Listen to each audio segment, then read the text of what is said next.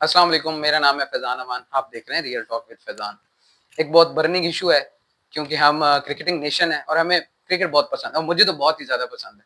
तो मैं मोस्टली क्या करता हूँ कि क्रिकेट का जब भी बड़ा टूर्नामेंट आने लगता है तो उसको फ़ॉलो करता हूँ। अब कभी वीडियो बनाने का टाइम मिलता है, कभी नहीं मिलता। पिछले कुछ वर्ल्ड कप कवर नहीं किए, एशिया कप पिछला नहीं कवर किया।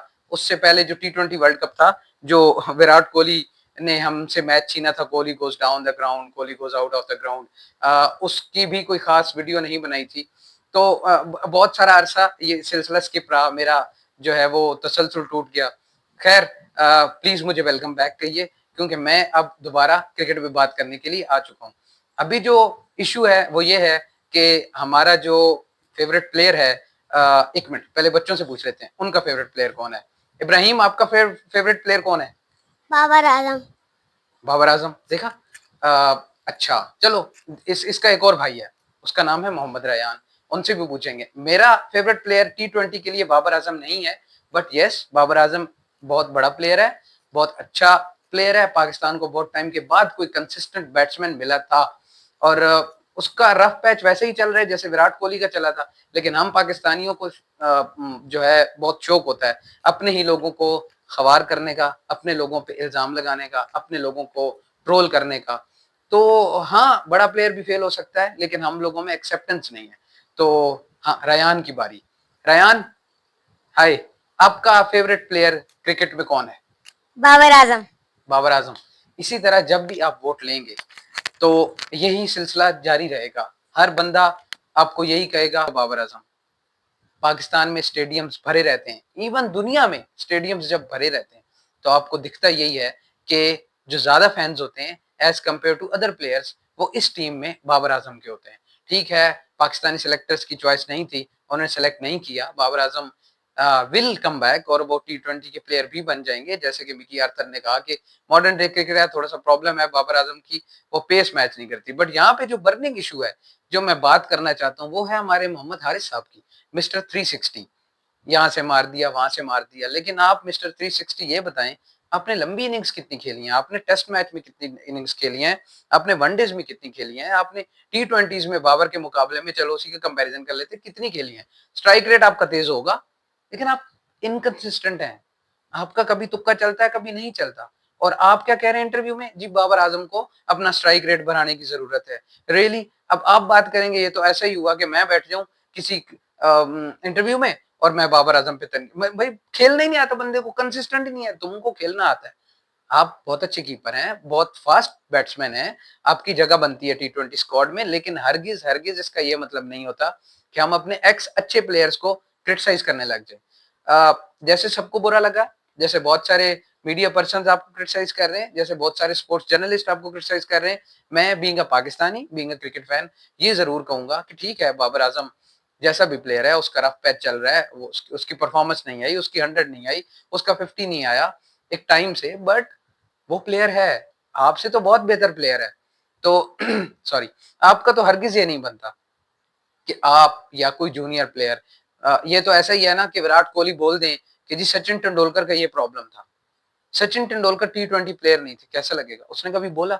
उसने कहा कि आप लोग मेरा कंपैरिजन किसके साथ करते हो जिसकी वजह से मैंने क्रिकेट खेलना शुरू की। आप लोगों को तो आपकी तो इंस्पिरेशन होना चाहिए। वो बंदा इंजमामुल हक के बाद जैसे कंसिस्टेंट है टीम में, उस तरह की कंसिस्टेंसी किसने प्रूव की है? जो उसके रिकॉर्ड्स हैं वो आपने बनाई है। आप तो उसका शायद कैरियर का अभी हाफ हुआ है या हाफ भी नहीं हुआ, और आप लोग क्योंकि आप सेलेक्ट हो गए हैं और क्योंकि आपको उनकी बढ़ोतरी हासिल होगी है तो आप बातें करने लग जाएंगे, जो कि बहुत अनफेयर है। और बाबर आजम, आई थिंक, जो मुझे लगता है, कुछ स्पोर्ट्स जर्नलिस्ट की भी रिपोर्ट्स हैं, मुझे ऐसा लगता है कि बाबर आजम शायद शायद इट्स 30-70 दैट शायद वो एशिया कप में वापस क्वालिफाई कर जाएंगे जिस तरह वो प्रैक्टिस कर रहे हैं। और उसकी एक बहुत बड़ी रीजन बनती है उनको एशिया कप में सेलेक्ट करने के लिए कि जो दुबई के क्रिकेट स्टेडियम्स हैं, वहां पे जो बाबर आजम के स्टैट्स हैं, जो उसकी परफॉर्मेंस है, जो जिस तरह उसने टी20 में परफॉर्म किया है या अदर मैचेस में परफॉर्म किया है, वो स्टैट्स प्रूव करते हैं कि बाबर आजम यूएई में बहुत सक्सेसफुल रहेगा। और हमारी टीम के लिए यूएई में बाबर आजम एक कंपलसरी बैट्समैन है, क्योंकि जब भी प्रेशर मैचेस आते हैं, अब इंडिया का मैच तो है ही है, उसके अलावा जो अफगानिस्तान का मैच है वो एक्सट्रीम प्रेशर मैच होता है, उसमें बड़े-बड़े प्लेयर हमारे फँस जाते हैं। तो जब वो मैच आएँगे तो क्या होगा? हर बंदा अच्छा परफ़ॉर्म करे बट स्टिल एक एक जो सीनियर प्लेयर होता है, जो उसकी सपोर्ट होती है। अब देखिए ना, हम इंडिया की एग्ज़ाम्पल ले लेते हैं, उनके पास कितने ही हार्ड हिटर हैं। उनके पास जो अभी उनकी इस करंट एशिया कप स्क्वाड में सिलेक्ट हुए हैं, तिलक वर्मा हो गया और अभिषेक शर्मा हो गया और बाकी संजू सैमसन जो है, तो उनके पास भी बहुत अच्छे और हार्ड हिटर्स। लेकिन क्या ये पिछले जो टी20 वर्ल्ड कप हुआ है, जो रोहित शर्मा की कैप्टेंसी में इंडिया ने जीता है और विराट कोहली का और रोहित शर्मा का आखिरी वर्ल्ड कप था टी20, क्या ये यंगस्टर्स को फ़ोकियत मिली है उन पे? नहीं। पूरा वर्ल्ड कप विराट कोहली का फ्लॉप गया और फाइनल में वो उन्होंने डिलीवर किया, लेकिन उनको ड्रॉप नहीं किया गया। उनके बारे में ये नहीं कहा गया he is not a T20 player. चले विराट कोहली को हम नहीं करते बाबर आजम के साथ कंपेयर। इंडिया टीम कहने का मकसद ये है कि वर्ल्ड कप में अपने सीनियर प्लेयर्स की ही उस बेस पे गई है। कोई भी टीम जब वर्ल्ड कप में अपेयर होती है बड़े टूर्नामेंट्स में, तो अपने बेस्ट प्लेयर्स और अपने एक्सपीरियंस प्लेयर्स के साथ जाती है, क्योंकि जो एक्सपीरियंस होती है, जो गेम अवेयरनेस होता है, जो स्किल होती है, जो प्रेशर हैंडलिंग होती है, वो जूनियर्स को नहीं पता। और अगर पता भी है तो समटाइम्स वो प्रेशर नहीं, नर्व्स की गेम में हमेशा एक्सपीरियंस मैटर करता है, स्किल्स मैटर करती हैं। नर्व्स की गेम खेलना इतना आसान नहीं होता। वहाँ छक्के चौके वाले समटाइम फ्लॉप हो जाते हैं, बट जो सीनियर प्लेयर होते हैं वो वहाँ पे डिलीवर करके दिखाते हैं। दुनिया पागल नहीं है जो अपने सीनियर प्लेयर के साथ बड़े टूर्नामेंट खेलने जाती है।